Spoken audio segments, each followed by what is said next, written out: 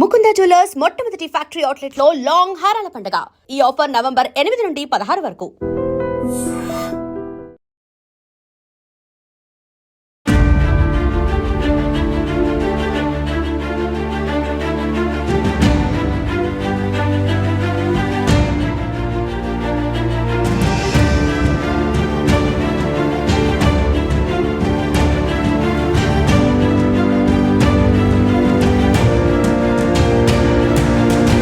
Hello views, welcome to Idens media.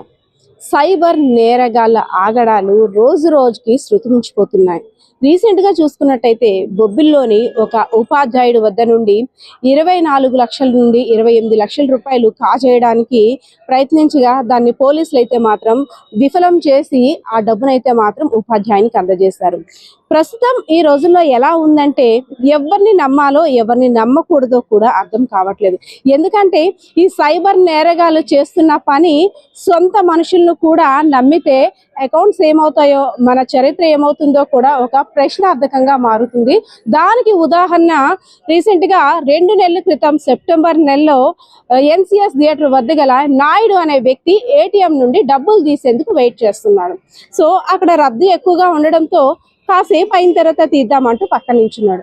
అక్కడ ఒక గుర్తు తెలియని వ్యక్తి వచ్చి, అంటే సుమారు 14 నుండి 17 సంవత్సరాలు ఉంటాయేమో ఆ బాలుడికి, వచ్చి మా మామగారికి ఆరోగ్యం బాగాలేదు, నాకు అర్జెంటుగా 13,000 కావాలి అంకుల్, హాస్పిటల్లో ఉన్నారంటూ కాళ్ళ ఎలా పడేసరికి అయ్యో పాపం కష్టాల్లో ఉన్నాడు కదా అని నాయుడు అనే వ్యక్తి 13,000 రూపాయలు అతని దగ్గర తీసుకొని ఫోన్ పే చేసేసాడు.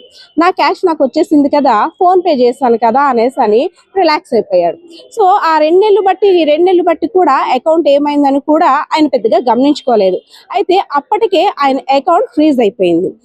రీసెంట్ గా ఒక 2 డేస్ బ్యాక్ బ్యాంక్ వెళ్ళారు. బ్యాంక్ వెళ్ళిన తర్వాత నేను ఎవరికి అకౌంట్ కి డబ్బులు పంపించినా ఫ్రీజ్ అయిపోతుంది, సెప్టెంబర్ నెల నుండి నా అకౌంట్ ఫ్రీజ్ లో ఉంది, అసలు ఏంటి సంగతి అని బ్యాంక్ వాళ్ళని అడిగాడు. వారు ఏమన్నారంటే మాకేం సంబంధం లేదు, ఇది సైబర్ నేరగాలు పన్నిన పన్నగం కావచ్చు, మీరు ఒకసారి వెళ్ళి పోలీసులకి కంప్లైంట్ చేయండి అని బ్యాంక్ వాళ్ళు అయితే మాత్రం నాయుడుకి సూచించారు. సో వెంటనే పోలీసుల్ని ఆశ్రయించాడు నాయుడు.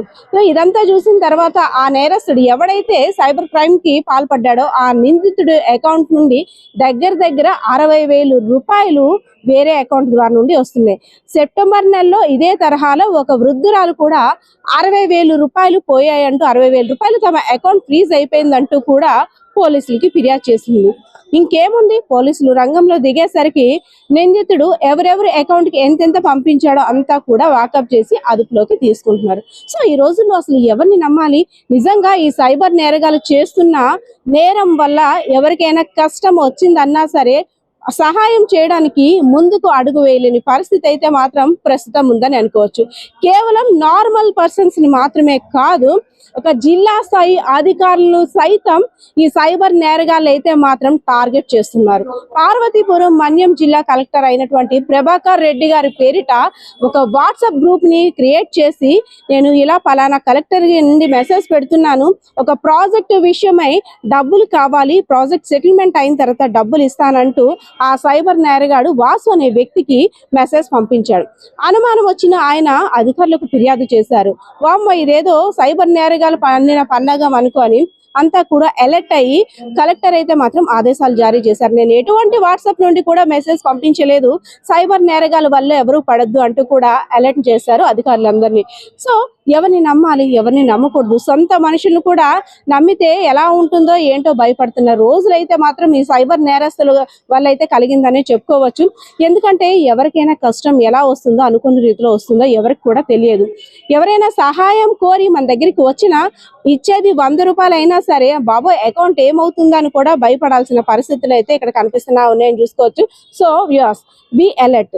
సైబర్ నేరగాలు ఎలా ఎవరిని అటాక్ చేస్తున్నారో కూడా, ఎవరిని టార్గెట్ చేస్తున్నారో, ఎవరి అకౌంట్ ని ఎలా హ్యాక్ చేస్తున్నారో కూడా తెలియని పరిస్థితి.